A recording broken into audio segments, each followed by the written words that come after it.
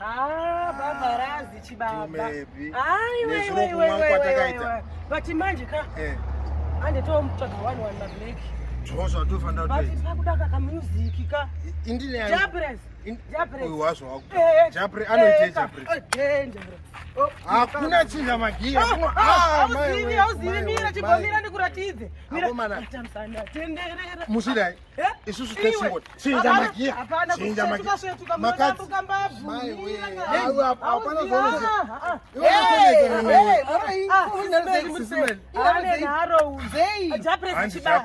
Chibaba. Makhadzi ndiyari kuri. Hakuna zvakadaro. Chinja magia. Saka ndozvamukasandita naro naimi. Ima hamusi kuziva kuti Jah Prayzah wacho vose naMakhadzi vari kusangana musi wa3 kumidrand kone musesaradiyo inoi. Vari kutouya komba zvinonetsei. Toda kunoona nopedza.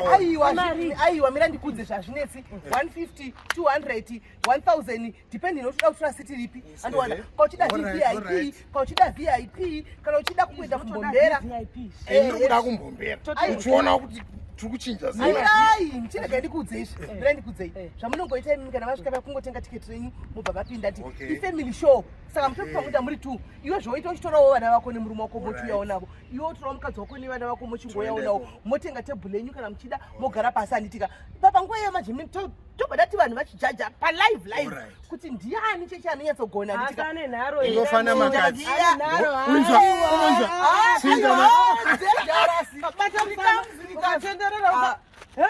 asi mukomana uyo anenge anorova asi magia naro ngatichingotipedza nemusaturday guys saturday munhu wese kwaJah Prayzah kumidrand